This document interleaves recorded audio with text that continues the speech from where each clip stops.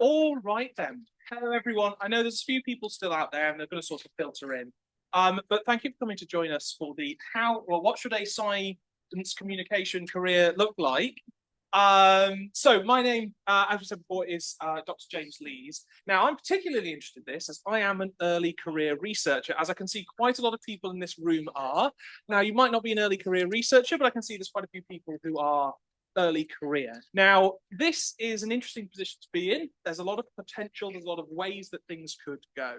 Now, I work with the Science Technology Facilities Council Early Career Researcher Peer Forum, and one of the things that we're looking at are questions of what can happen, what should happen with a science career, and that's something I'm hoping our illustrious guests can help us with here today. So we're joined by Connie Wilson from BAE Systems, who is our sort of industry outreach leader. We've got Darren Price in the middle, who's from I'll try that again, Manchester University, and is sort of again, outreach leader, as much as it might feel weird. I can see on your face it feels weird to be called that, within sort of academia. And on the end, of course, we've got Sarah Birchall, who is a outreach leader in freelance work. So today, I'm hoping that by chatting with all these people here, and this is going to be a largely open conversation with the room, so it's not just, just these guys telling us what they think. It's going to be open. We're hoping to start some dialogues about what should a Sci-Com career or science communication career look like. So let's start with the basics. I'm going to start from nearest to furthest, and then the next question will go furthest to nearest. But one of the main things that's come from a lot of these discussions is basically there's no such thing as a standard science communication career.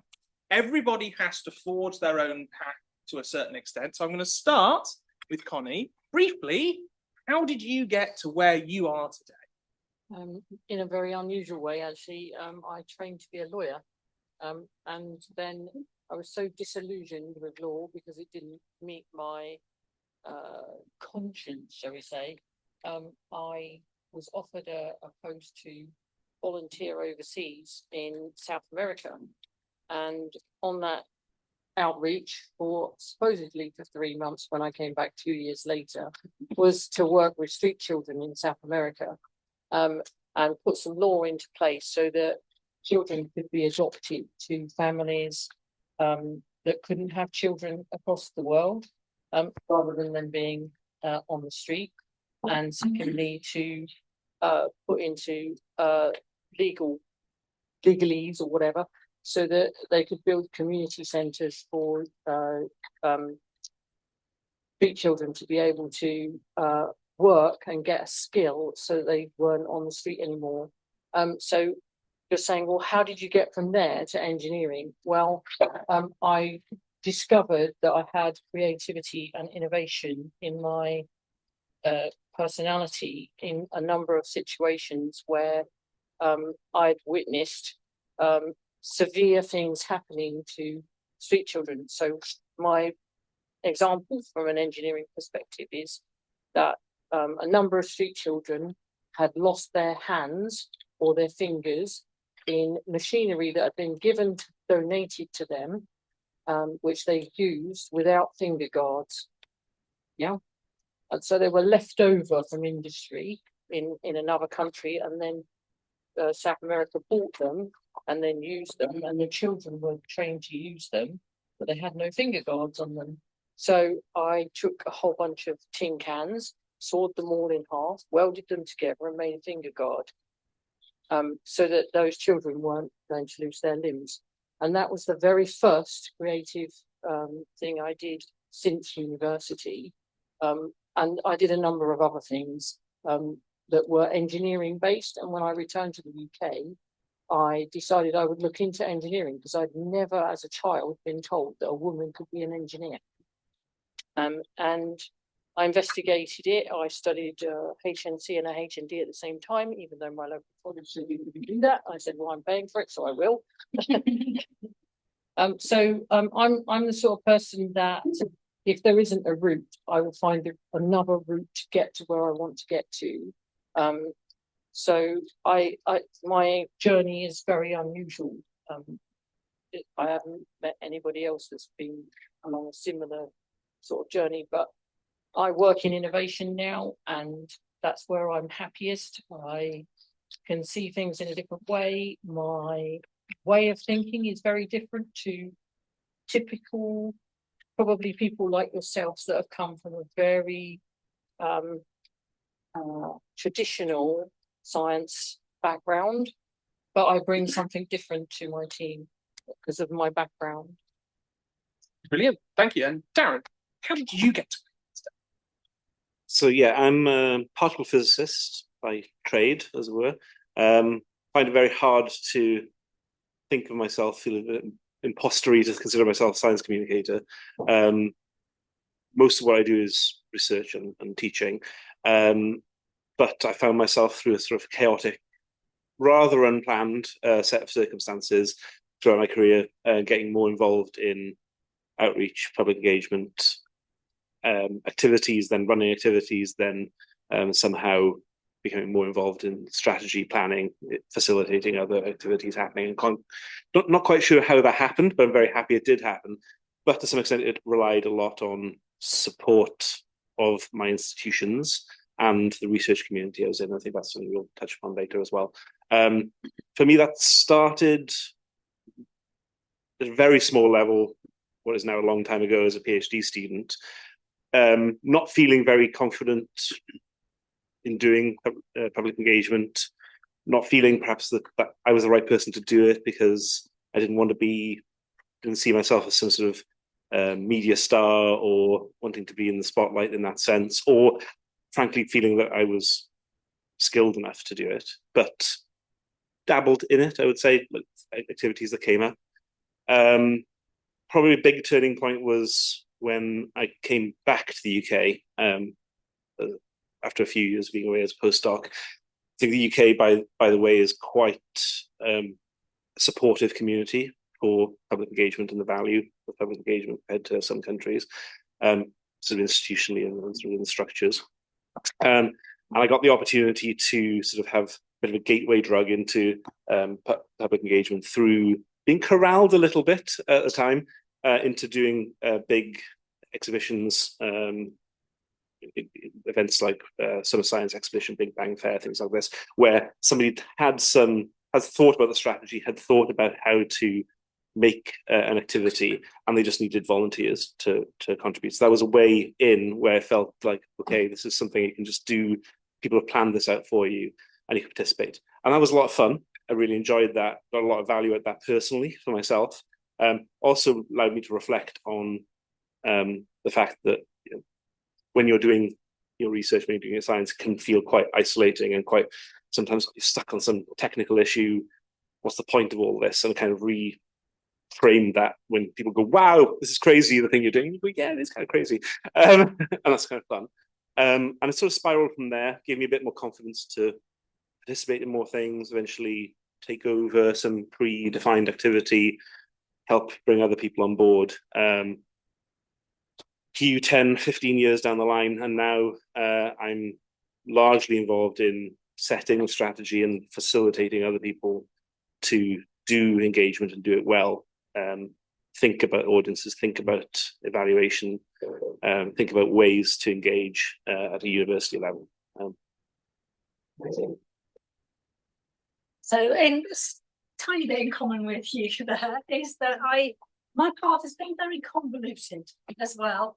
So I had all sorts of jobs. I started off with a biology degree.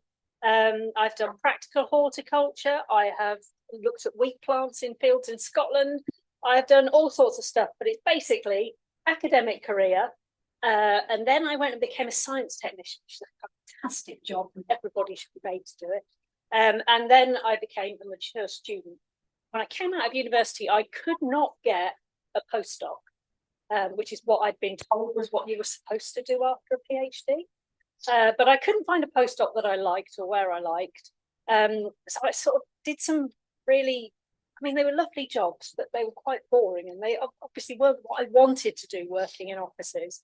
So then I had children, and that kind of put like a massive brick wall in front of me for all sorts of things.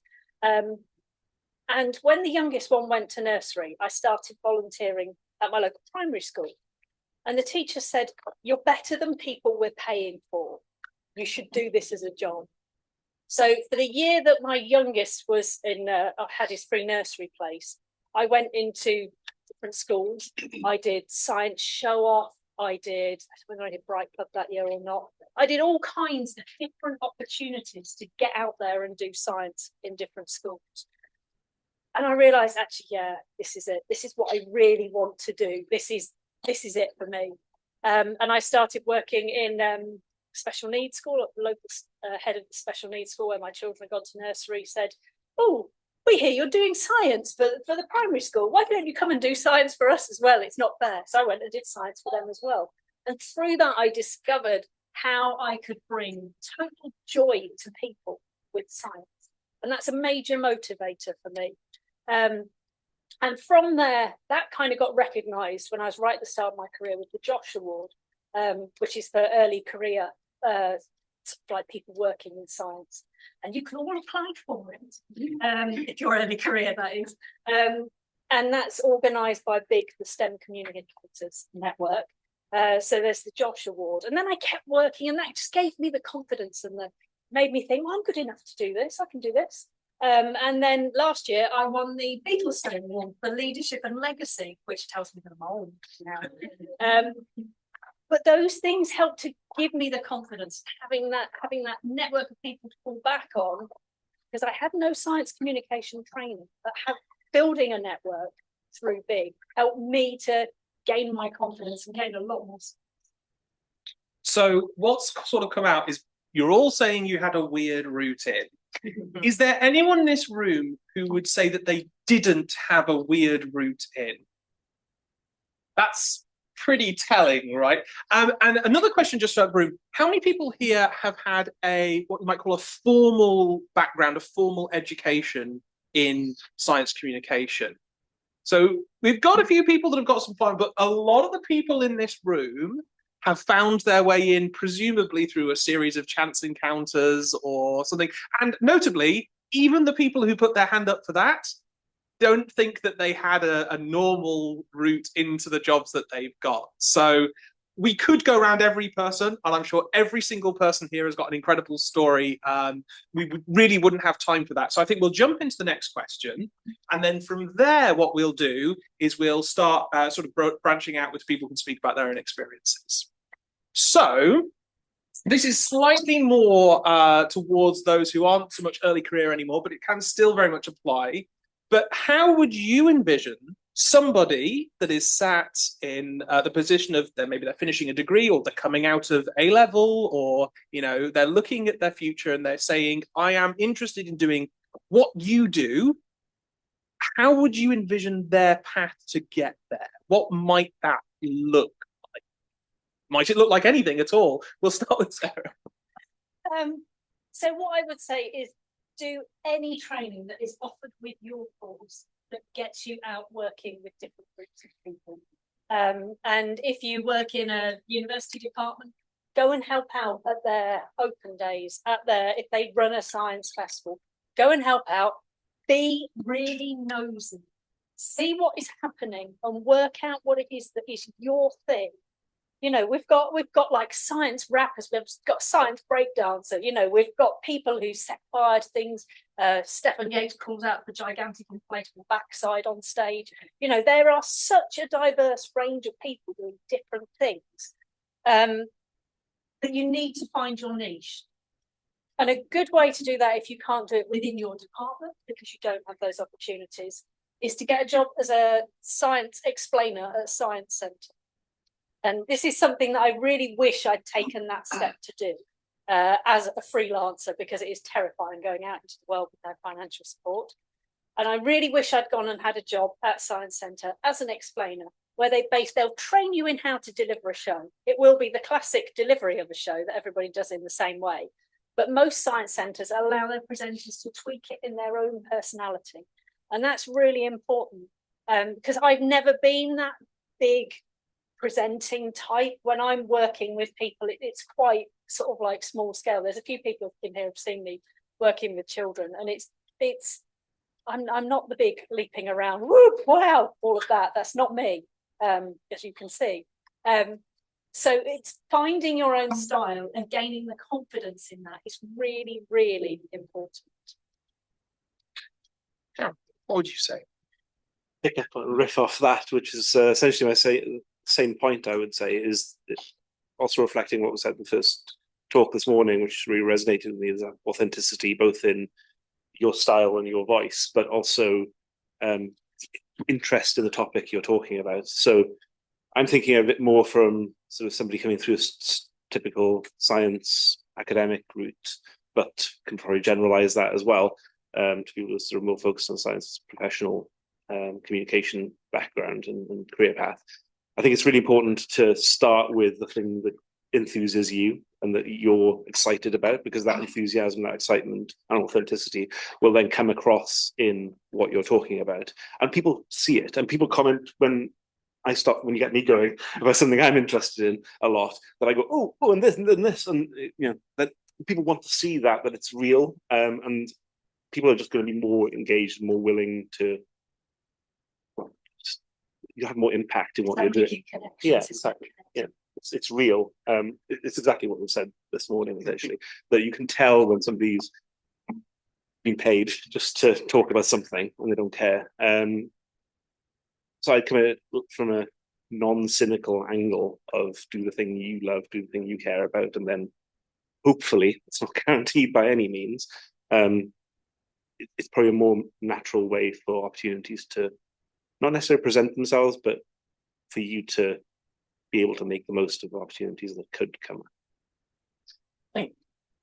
Yeah, I agree with my 2 points. Yeah, I was pretty much going to say very, very similar to yourselves, but what I would add to that is, if you're looking for something that you think you can do, that you'd like to do, and you don't have that in your degree or in your experience, then try to find a free CPD course and start having a look at things like that to fill the gap and get the experience that you might not already have, so that will help you, so that when you're looking to go somewhere or to, apply somewhere, that you can say to them, yeah, I've got an enthusiasm in, I don't know, whatever it is, the topic of sustainability or whatever, but I've done these 3 courses on whatever forum that you can get while you're at uni or whatever, and say, well, I've done these and I understand this and I understand that and I understand the SDGs and all of that sort of thing, so that you can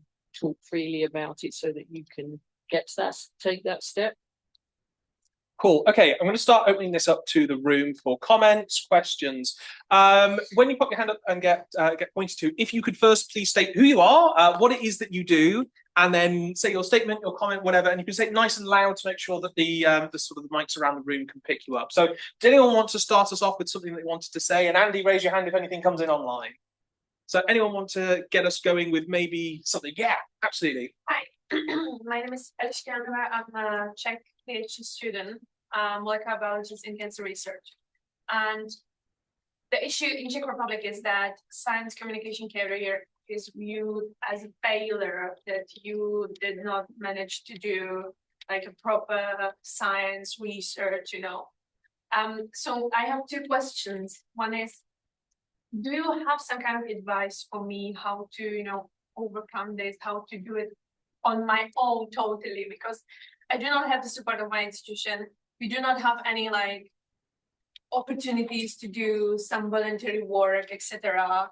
Because the society, our nation is not open to science communication still.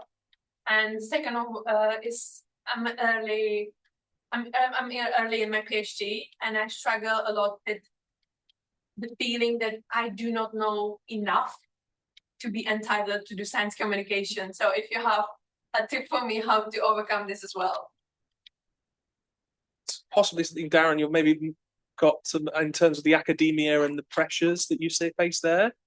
Yeah, just trying to think that through. I mean, it's definitely some of the things you said resonate with me. I'll pick up on the last point first, then I'll think a bit more about the first one. Well, somebody else may want to jump in. Definitely, I've felt personally and know that other people feel the exact same thing that you've said about not feeling like you know enough, but you'll be amazed by what you already do know, in your ability to communicate things, because you're not trying to educate other PhD students about the nuance of what you're talking about, but what you will have a depth of knowledge that you don't realize, and you're living it, so you'll know that interesting pathway, that interesting story to tell about it that maybe somebody else hasn't said. It's a hard barrier to get over, but the best thing to do, as well as thinking about strategy and going on courses and so on, is just to do it, and do it okay sometimes, and then you'll learn and get better at it, because otherwise you'll end up in a bit of a terror cycle of being like, oh, I need to learn more and go on this course and go on that course before I do it. But that'll continue forever. You have to actually at some point start doing it and then self-reflect or get feedback from others and go, okay, that's fine, right? I'm not going to have done it perfectly, but what doing it once and getting the feedback or self-reflecting will do is enable me to do it better next time. So the best thing to over anything is just to start and accept that it's not going to be perfect and probably never will. Hand off to somebody else. Well, think about the other aspect. Yeah. So when you say that you don't have enough knowledge to do it, you definitely do. I'm not a physicist. I'm a plant pathologist by training. I'm really good at the diseases of wheat. I cannot tell you anything about quantum physics. Sorry, guys. But it's so much more than most of the public know already. And if you give too much information, you're in danger of alienating people anyway. So it's more in the way that you tell the story than it is in how deep and academic what you're sharing is. Are you doing your PhD here in the UK? No, in Czech Republic, but I have an advisor in the UK. Okay. Do you get to spend any time over here? Yeah, I'm finishing my internship. I have a month left here. Oh, okay, that's a shame. So I was going to suggest you can do things like for other people. Becoming a STEM ambassador is a good thing. I've seen a few nods. So they give you I think I had like about half a day's training in presenting. And they do you a DBS check so you can work in schools, and they provide you with £10 million worth of public liability insurance so long as you register in advance when you're doing an activity. And you can also tag on to other people's activities, so when I first started out, I helped out with our local science centre doing activities in schools. I learned so much by watching their presenters and helping them. I was just there to stop the children from fighting, basically, just as number. But it meant that I could watch how their presenters work. And there was one that I really liked her style because she's very, very much like me. And there was somebody who would leap around and was full of excitement, and that was just not me.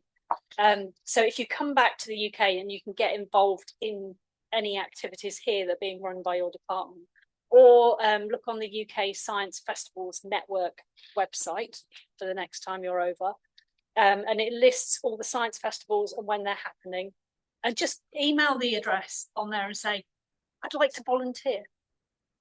And you can go, and even if you're just watching what other people are doing, it will help you to find what you want to do. I want to give you another minute to think about. So I'm going to open. Are there any academics either in the room or perhaps online who can speak to that idea of balancing between keeping up academia and also doing some outreach? Is there anyone that can help maybe speak to that? Yeah, Yeah, when Emma, I work at the University of Birmingham. I'm now a teaching fellow and I run the outreach and public engagement, but at the end of last year I finished my PhD during which I did as much outreach as I could during the pandemic. Bit interesting, sometimes doing things on Zoom. I would say that I tried to view it not as a competitive thing, but as a complementary thing, and that the skills I gained from doing outreach through my undergrad and through my PhD really benefited me as a scientist, because when you're a scientist, you have to write papers or give presentations or make posters. And to do that, you need to have an understanding of what your audience is seeking and what story you're trying to tell, exactly the same way you do if you're trying to communicate to a member of the general public or a school child. So building those communication skills, I think, was very helpful, but also the idea of project management and in some cases project leadership. That's all very transferable into a scientific career. It's just a sort of, it can feel like a safe space for developing those skills, I think. So yeah, I like to try and think of it as a supporting thing for a scientist to be doing anyway. Okay. Yeah. But if I go to that, I'm Andy, met me. I'm an astrophysicist, but a lot of my work is in science communication intelligence. So I would add to that, don't listen to the old farts, because the world they grew up with is now different. When they were in the early parts of their careers, science communication was not a thing, and therefore they assumed it's a distraction from the real world, but it's not. So don't listen to them. All right. If we just take two very brief comments. So yeah, do you want to start? Yeah. One thing was, I think there were some science centres in the Czech Republic. Well, have to talk to them. And the other one is that if you haven't got the outreach infrastructure there, it's an opportunity for you personally. So yeah, that's Cool. And if we get very brief comment. Vittorio, physicist at King's College London. I've been doing a lot of outreach, especially as a student. I started then, and I don't remember what topic you worked in. You said. So it's not specific to that topic, but I think like those societies I was mentioning before, like Optica, SPAE, EPS, they have strong programs for students. And although even if they are like focused on physics mainly, like usually they don't have a problem with people just advocating science in general. At least in my personal experience, I was part of these three programs for all of these different companies, and we would always use science. Let's speak about general science. Maybe when you write the project, you try to make it about physics, but there can be a lot, and they help out a lot of students internationally. So maybe give a look at if there's any group of these near your place, or if you can create one, because PhD students are included in the program. So. Okay, in the interest of moving on, does anyone want to make a comment to this question that is away from the sort of academic side? I think we've got one from online. Yeah, it's a slightly general question, but it does feed into this. This is from Courtney online, and it asks, she feels that selling yourself, or at least selling your work or ideas, is a big part of the career of communicating science, regardless of the way you're doing that. Does anyone have any tips on doing this so it doesn't come natural? That's a great question. I want to start with you, Connie, because you're working in a big industrial environment where you've really got to make that business case. So do you want to speak to that? So if I'm looking for somebody to join my organisation, when I'm looking at people in general, I don't look first to see what their academic qualifications are. I look to see how rounded they are as what they've been involved in, what things they are interested in, what their hobbies and interests are. They're very much high on my agenda, because for me, to get people into teams, they need to be able to work in the team and work with everybody that's in the team. So strong communication skills are high. Things like the softer skills are quite high on my list. And I don't mean that I disregard people's qualifications. That's not what I'm saying at all. I'm saying I look there first because the team has to fit together and they have to work together to achieve a particular project output. They have to produce a product, or they have to produce some research in one of the domains that we're looking at. And we need that happening all the time. And if it works, it's really, really productive for us and for me. And it's very good for everybody on the team. The team gels together in a nice way. And they have that little community. So that's quite a high thing. So if you're trying to sell yourself, tell me about those things. Don't just tell me what your qualifications are. Don't tell me not just what university you went to. What did you get involved with while you were at university? Were you doing STEM ambassador work? Were you helping old ladies at some tea room, or whatever it was that you did? Because that tells me about your character. That tells me about what you're passionate about, what you like, what you enjoy. Well, and Sarah, your livelihood depends on selling yourself, so It does.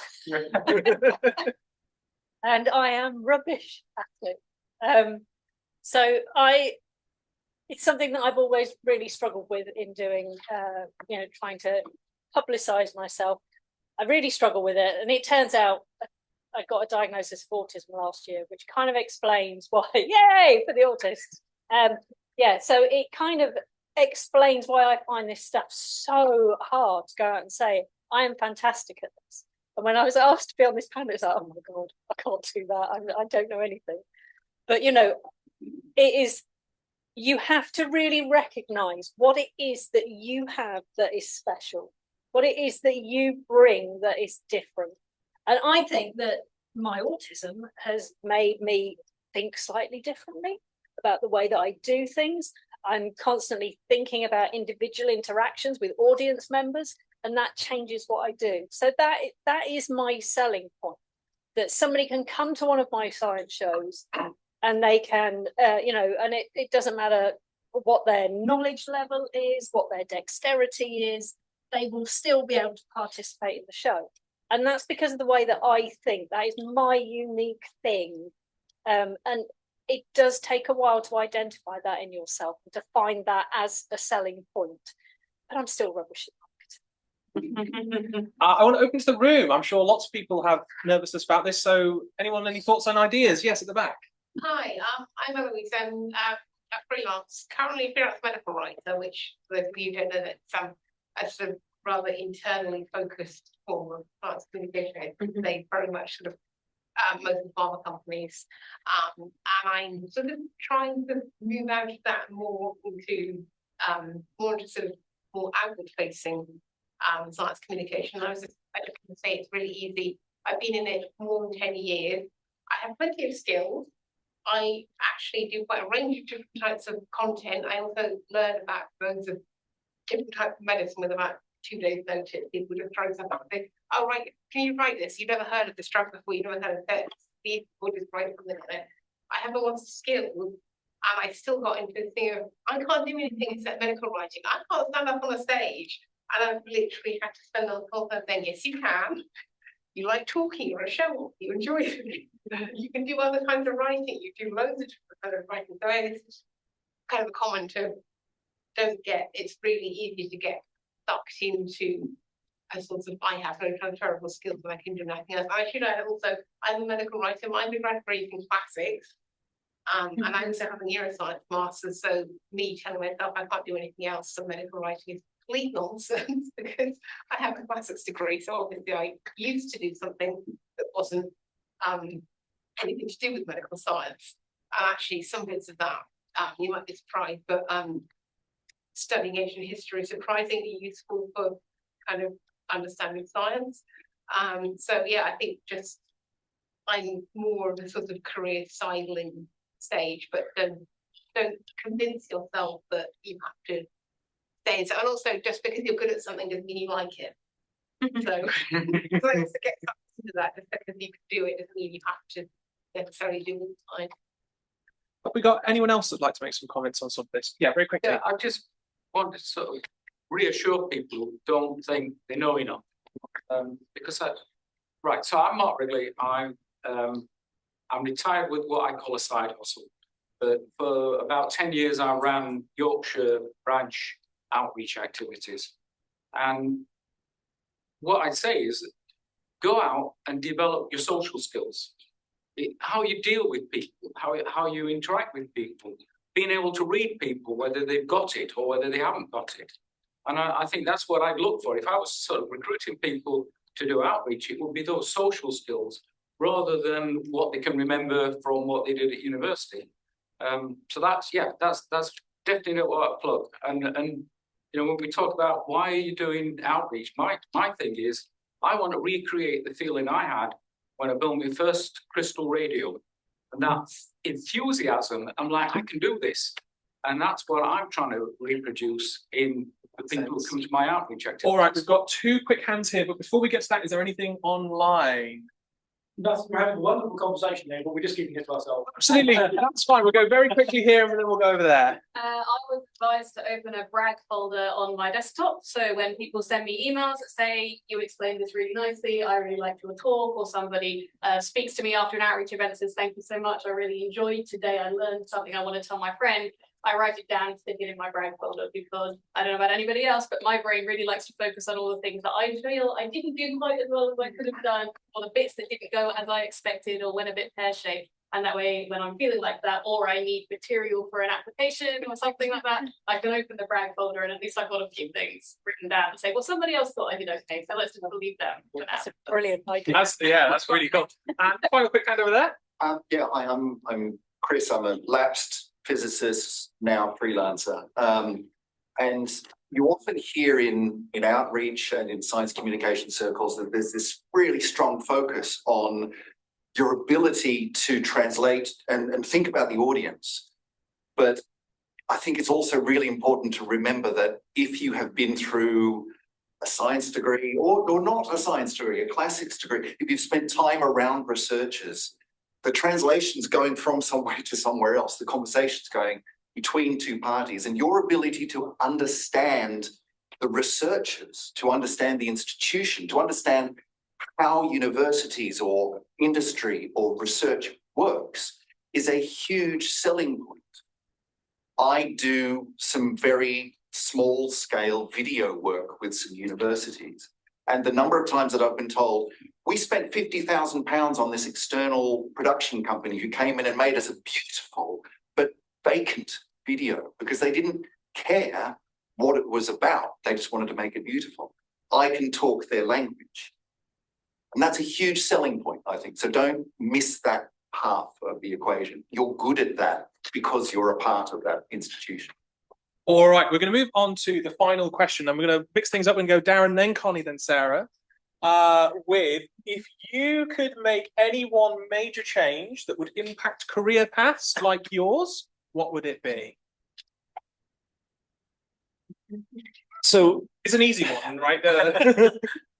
I'm going to preface this by a statement that was made earlier as well, which is what the path I followed and the sort of ecosystem that was in is going to be different than now anyway. So anything I say maybe just completely invalid.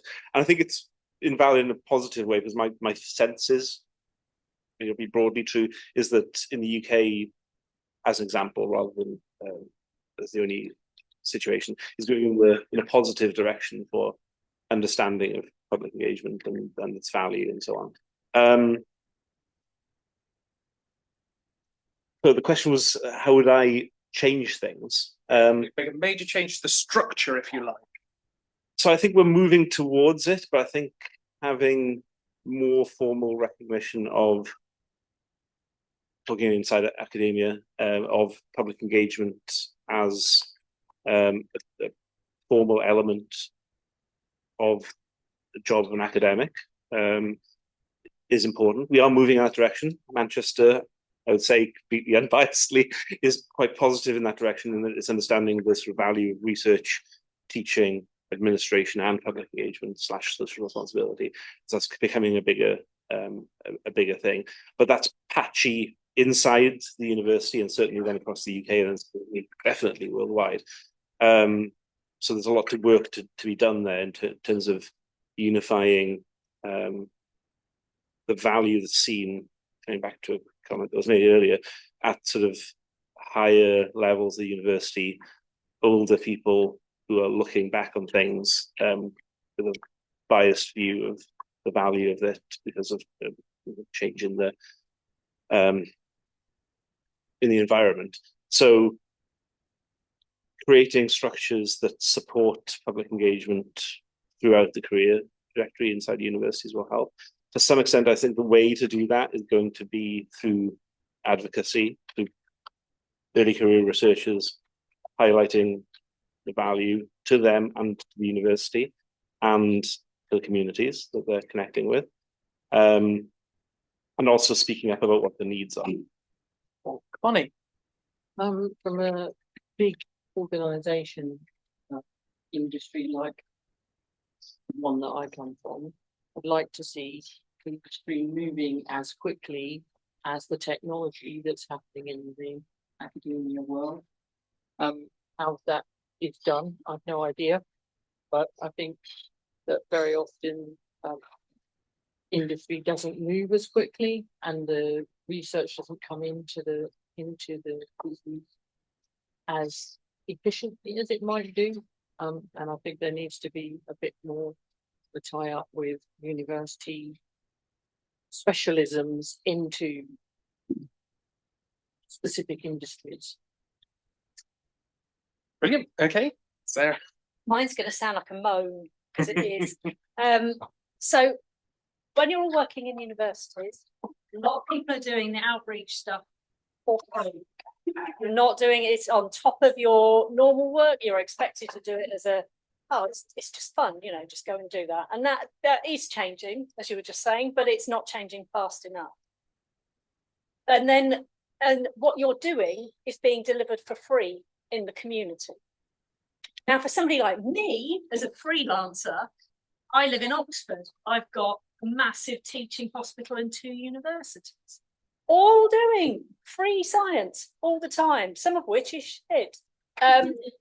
But some of it is very, very good.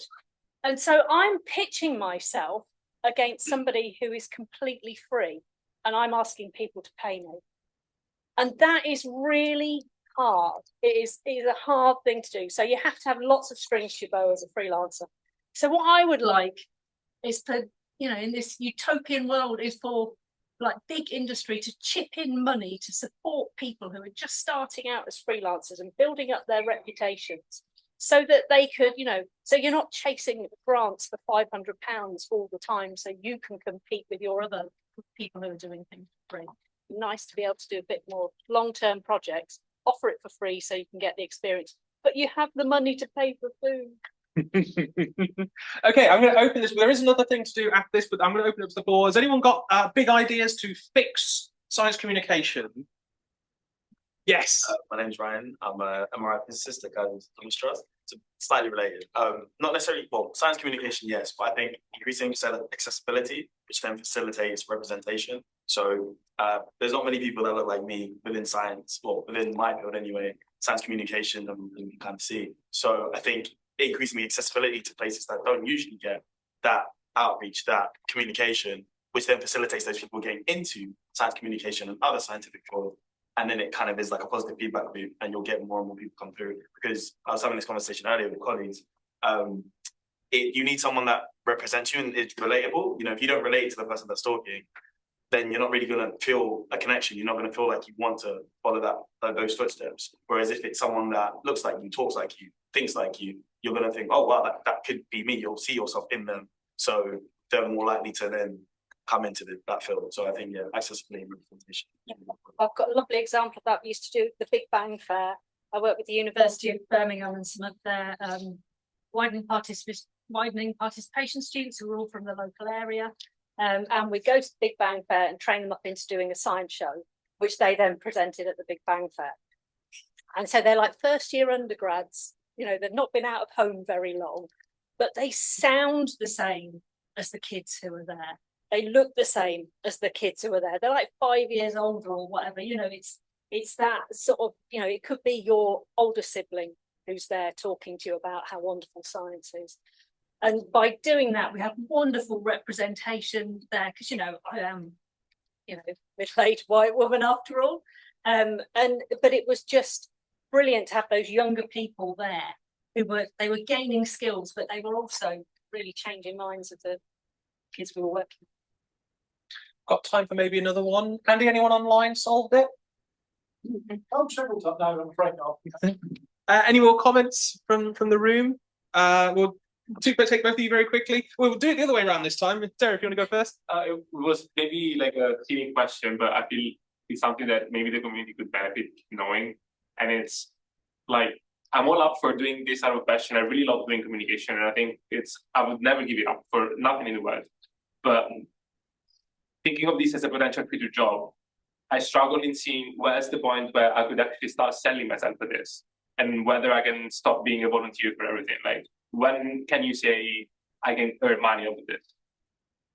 You're looking directly at me. That's for the science festival, because the science show, I really like that. But It is hard to know when it is the right time to start charging. When I first started doing stuff, as I said, I started off, backing up other people, and I did a lot of work for nothing. But it was like a couple of hours here and there. So I gained some experience through that. But then I started applying for grants from like the Royal Society of Chemistry and different organisations which would pay me. They actually covered wages at that point, which they don't all anymore. But they would pay for me to go out and deliver an activity. And then that gives you the material and the confidence to charge for it. And that's how it worked for me. But it is hard. So what I would suggest is keep a job, as maybe go and work in outreach in a university, take that down to 3 days a week and sell your own stuff the other days. And I know a lot of people have done that, and it means that you can still keep paying the bills whilst you're building your reputation. All right, I'm very sorry, we're not going to have time to get to you, so we're just going to finish off with the last couple of minutes. This is again open to everyone in the room, and they'll come to you guys as well. What is your top tip, practical advice that people in this room today, as well as the platonic ideal of a young science communicator, what could they take as some good practical advice? Anyone want to jump in on the panel? Yep. Again, I would say find your style and find your niche. Your niche audience, your niche subject, and the way that you want to present that you feel comfortable with. Amazing. Anyone in the audience have got a big practical top tip? Something that you should be joining, some people that think the things that people should know about. Was that a hand over there, Andy? It was my hand online. Oh, right, yep. Scale yourself shitless regularly. Because then you will do something better done. It's pretty good. Yeah, we get. Sorry. I mean, my footsteps don't follow. That would be bonkers. I'm Dave Ansell. I build science for a living these days. I've been through science radio and all sorts of weirdnesses. Just do stuff, and it doesn't. And who knows what happens? Just do things. Yeah, we got a hand at the back there. Make things happen. Yeah, so I haven't actually, I don't know if I tried this out yet, but someone told me very recently, and I thought I'd pass it on. If you're not sure that you can do something, but you actually have done it, like imagine yourself doing it.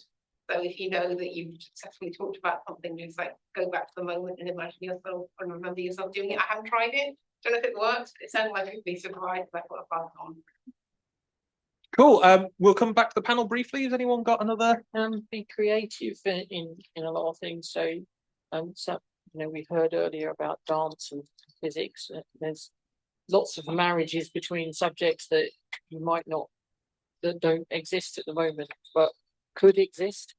So you could, if you've got skills in piano playing, then piano playing and physics or whatever it is. That's what I was saying before about, you knowing yourself and what you like to do and what you enjoy, and combine that with your love of science. Yeah. Right. We've got a couple of questions online, then we'll come back for one, two more in the room. Yeah. We've got 3 very nice ones online. One of them is don't be afraid to take jobs that aren't perfect jobs because they could lead to something better. Find people who are already doing it and try to learn from them and then say yes to everything. And finally, freak out and do it anyway. All right. And any last ones from the room? Any big ideas? Yeah. I know I said I'm at a stage, but what helped me was I'm in touch with some organizations in the UK. I'm still based in Czech Republic, but I still say yes, and then realize, oh, maybe I need to find funding for their flight ticket and the accommodation, but still it gave me a lot of opportunities. So my advice would be, don't be afraid of opportunities outside your country even. Yeah. Think globally and do stuff that makes you excited, but also maybe a little bit scared. Right, unfortunately, we are out of time. I'm sure could go on about this for hours and hours and hours. So I'd just like to say a big thank you both to our panelists, everyone in the audience and online who has got involved. You give everyone a massive round of applause.